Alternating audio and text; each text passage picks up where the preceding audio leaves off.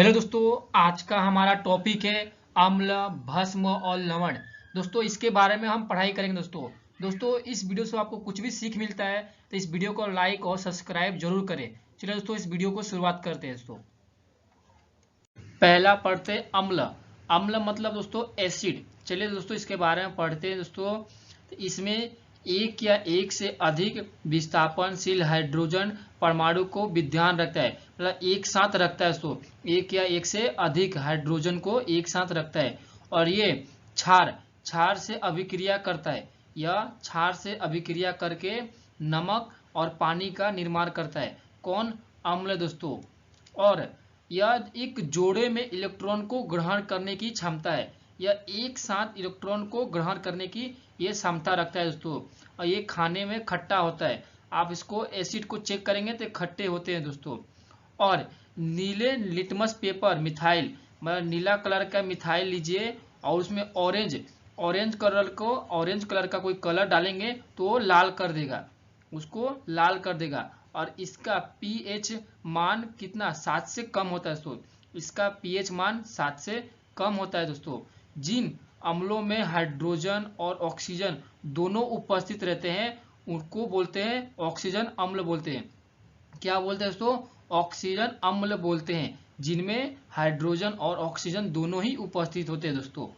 और जैसे मान लीजिए सल्फ्यूरिक अम्ल और नाइट्रोजन अम्ल, इनमें दोनों ही हाइड्रोजन भी उपस्थित रहता है और ऑक्सीजन भी उपस्थित रहता है दोस्तों। और जिन अम्लों में केवल हाइड्रोजन रहते हैं, केवल हाइड्रोजन रहता है तो उसे हाइड्रो अम्ल कहते हैं। उसको क्या कहते हैं दोस्तों? हाइड्रो अम्ल कहते हैं। जैसे हाइड्रोक्लोरिक HCl, हाइड्रोक्लोरिक में सिर्फ हाइड्रोजन रहता है, उसमें ऑक्सीजन नहीं होता है दोस्तों। और वैसे अम्ल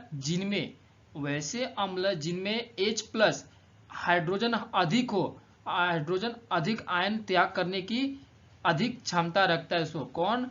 अम्ल दोस्तों। ये हाइड्रोजन अधिक त्यागने की क्षमता रखता है, उसको प्रबल अम्ल कहते हैं। उसको क्या कहते हैं दोस्तों? प्रबल अम्ल कहते हैं दोस्तों। चलिए दोस्तों अम्ल का उपयोग पढ़ लेते हैं। अगला है अम्लों का उपयोग। अम्ल का उपयोग मतलब एसिड का उपयोग कैसे होता है दोस्तों, चलिए जानते हैं। तो पहला पढ़ते हैं सल्फ्यूरिक अम्ल। सल्फ्यूरिक अम्ल ये होता है पेट्रोल के संशोधन तथा संचालन बैटरी में होता है। संचालन बैटरी, जैसे बैटरी कोई चलता है तो उसमें बैटरी जो रहता है ना, आपको मोबाइल में लगता है, चाहे कोई भी बैटरी टॉर्च वॉर्च में लगता है, उस बैटरी में सल्फ्यूरिक अम्ल रहता है। और पेट्रोल से के संशोधन में भी सल्फ्यूरिक अम्ल होता है दोस्तों। और नाइट्रिक अम्ल पढ़ते हैं HCl। तो नाइट्रिक अम्ल में विस्फोट पदार्थ जैसे बम वगैरह में, बम बनाने में इसका निर्माण होता है। और फोटोग्राफी में भी निर्माण होता है किसका? नाइट्रिक एसिड का। और एसिटिक अम्ल क्या होता है दोस्तों? सिरका के रूप में होता है। सिरका में कोई भी मीठा चीज बनाने में एसिटिक अम्ल का जरूरत पड़ता है दोस्तों। अगला है फार्मिक अम्ल। तो फार्मिक अम्ल का उपयोग फल को संरक्षण, मतलब जैसे कोई फल को ज्यादा दिन तक रखना है अच्छे से संभाल कर, तो फार्मिक अम्ल का इस्तेमाल करेंगे तो अच्छे ढंग से रहेगा। और चमड़ा का उपयोग में भी आता है दोस्तों। और अगला है ऑक्सीलेटिक अम्ल दोस्तों। तो इसको फोटोग्राफी में इस्तेमाल होता है, कपड़े में धोने का इस्तेमाल होता है। कपड़ा जो धोते हैं, मतलब आप मान लीजिए डिटर्जेंट पाउडर में इस्तेमाल होता है दोस्तों।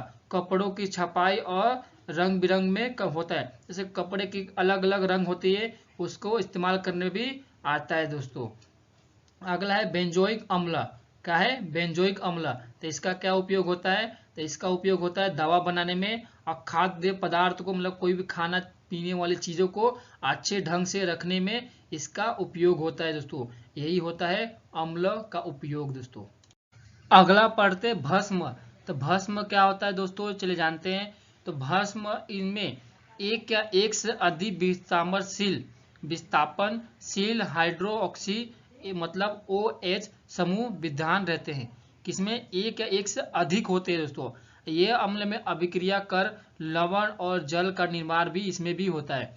हम लोग पहले पढ़े थे एसिड अम्ल में भी होता है और भस्म में भी होता है, लवण और जल का भी निर्माण होता है दोस्तों। और इनमें एक जोड़े इलेक्ट्रॉन को त्यागने की क्षमता होती है। इसमें एक जोड़ इलेक्ट्रॉन की त्यागने की क्षमता होती है दोस्तों। ये स्वाद में तीखे और कड़वे होते हैं।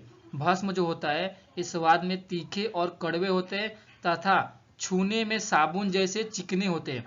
छूने में साबुन जैसे चिकने होते हैं दोस्तों। और ये लाल लिटमस को नीले तथा मिथाइल में डालने पर ऑरेंज कर देता है।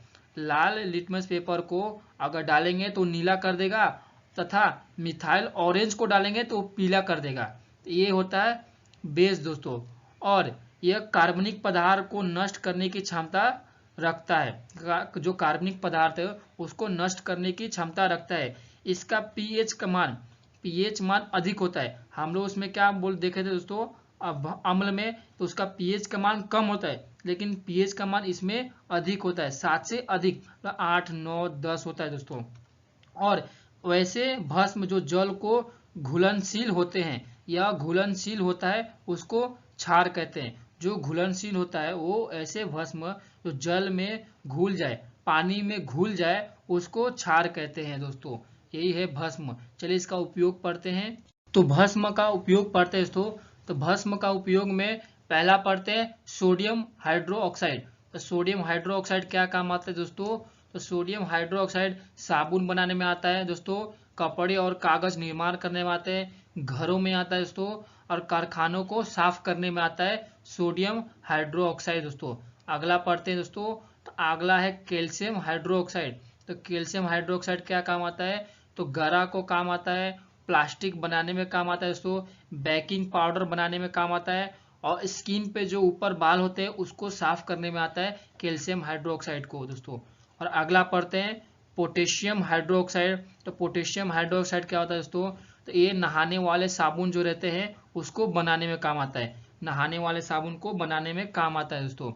और मैग्नीशियम हाइड्रोक्साइड पढ़ते हैं। तो मैग्नीशियम हाइड्रोक्साइड क्या होता है दोस्तों? चले जाते हैं। यह जहर जो खा लेते हैं उसको बाहर निकालने में और एंटीडोट बनाने में काम आता है इसको। और चीनी उद्योग में काम आता है, चीनी बनाने में काम आता है दोस्तों। भस्म का उपयोग आता है, ये सब काम आता है। चलो दोस्तों अगला पढ़ते हैं। अगला पढ़ते हैं लवण। तो दोस्तों लवण मतलब होता है दोस्तों नमक। चलिए दोस्तों इसके बारे में पढ़ते हैं दोस्तों। तो अम्ल और क्षार दोनों मिलकर अम्ल और क्षार का अभिक्रिया उनमें निर्माण होता है।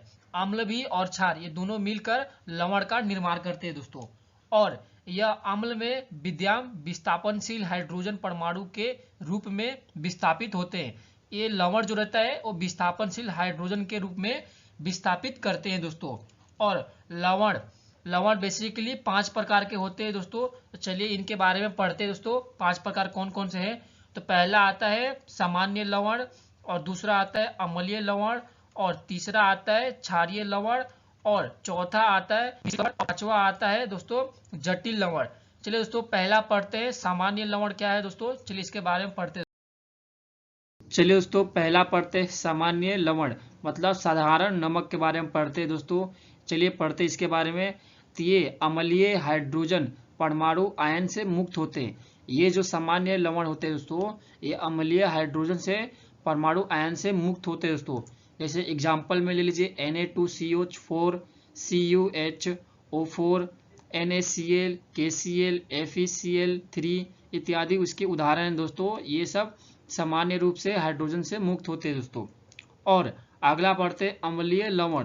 तो अम्लीय लवण क्या होता है दोस्तों? चलिए जानते हैं। तो इनमें एक या एक से अधिक स्थानांतरण यौगिक हाइड्रोजन परमाणु रहते हैं। इसमें क्या रहता है दोस्तों? इसमें एक या एक से अधिक स्थानांतरण यौगिक हाइड्रोजन परमाणु रहते हैं दोस्तों। एग्जाम्पल में ले लीजिए NaHCO3, NaHSO4 इसके उदाहरण है दोस्तों। और अगला पढ़ते हैं, अगला क्षारीय लवण पढ़ते हैं दोस्तों। तो ये क्या होता है दोस्तों? चलिए जानते हैं। तो ये किसी अम्ल द्वारा क्षार के उदासीकरण के कारण इनका निर्माण होता है। क्षारीय लवण जो रहता है किसी अम्ल द्वारा क्षार के उदासीकरण के साथ इसका निर्माण होता है दोस्तों। एग्जाम्पल है PbOH। OH मतलब क्या होता है दोस्तों? शराब वराब बनाना, Cl इत्यादि, MgHOH, Cl, CuSO3 ये सब इसका एग्जाम्पल है दोस्तों। चलिए दोस्तों अगला पढ़ते हैं हम। अगला पढ़ते हैं मिश्रित लवण। तो मिश्रित लवण क्या होता है दोस्तों, चलिए जानते हैं। तो ये होता है इनमें एक से अधिक क्षारीय मूलक रहता है। इसमें क्या रहता है, एक से अधिक क्षारीय मूलक होता है दोस्तों। एग्जाम्पल है NaKSO4, CaOHCl इत्यादि इसके उदाहरण है दोस्तों। और अगला पढ़ते हैं जटिल लवण। तो जटिल लवण क्या होता है दोस्तों, चलिए जानते हैं। इनमें क्या होता है दोस्तों, वैसा लवण जिसमें एक ऐसा जटिल मूलक होता है जो जल में अपना पृथक अस्तित्व बनाए रखता है। अस्तित्व बनाए रखता है मतलब क्या होता है दोस्तों, अगर पानी में कुछ भी जटिल लवण डालेंगे, नमक डालेंगे तो घुलेगा नहीं, मतलब क्या बोलते हैं, घुलता नहीं है, वो ऐसे ही रहेगा, बस खाली आपको स्वाद में अच्छा रहेगा दोस्तों। और इसका एग्जाम्पल है K4FeCN6, K2HCl4 इत्यादि इसके उदाहरण दोस्तों। चलिए अभी लवण का उपयोग पढ़ लेते हैं दोस्तों। अगला पढ़ते हैं लवण का उपयोग। तो चलिए इसके बारे में पढ़ते हैं दोस्तों। तो पहला पढ़ते हैं सोडियम क्लोराइड। तो सोडियम क्लोराइड होता है दोस्तों NaCl। ये क्या होता है, काम आता है दोस्तों, ये मानव के आहार का आवश्यकता होता है, ये अंक में होता है। जैसे NaCl नमक में होता है, खाने पीने की चीज़ों में हम डालते हैं तो हमारे शरीर में NaCl आता है दोस्तों। और खाद्य पदार्थ का संरक्षण, मतलब खाद्य पदार्थों में इसका काम आता है दोस्तों। और अगला पढ़ते हैं सोडियम बाइकार्बोनेट। तो सोडियम बाइकार्बोनेट क्या होता है दोस्तों, चलिए जानते हैं। तो ये बेकिंग पाउडर के रूप में काम आता है। बेकिंग पाउडर आप लोग जानते हैं दोस्तों, उसको बनाने में काम आता है दोस्तों। और अगला है कॉपर सल्फेट। तो कॉपर सल्फेट क्या होता है दोस्तों, चलिए जानते हैं। तो ये कीटाणुनाशक और रंगाई और छपाई में काम आता है, मतलब कीटाणुओं को मारने में काम आता है। रंगाई मतलब कपड़े का अलग अलग रंग बनाने में काम आता है, और छपाई में काम आता है दोस्तों। और अगला है सोडियम कार्बोनेट। तो सोडियम कार्बोनेट क्या होता है दोस्तों, चलिए जानते हैं। तो सोडियम कार्बोनेट होता है कांच बनाने में काम आता है, और कास्टिक सोडा बनाने में काम आता है दोस्तों। और अगला है पोटास एलाम। तो पोटास एलाम क्या होता है दोस्तों, चलिए जानते हैं। ये होता है जल का शुद्धिकरण। अगर कोई पानी गंदा हो गया है तो उसको साफ करने में इसका काम आता है। औषधि बनाने में, मतलब दवाई वगैरह बनाने में काम आता है दोस्तों। इस वीडियो से कुछ भी आपको सीख मिला हो तो दोस्तों इस वीडियो को लाइक और सब्सक्राइब जरूर करें, अपने दोस्तों के साथ भी शेयर करें दोस्तों। धन्यवाद दोस्तों।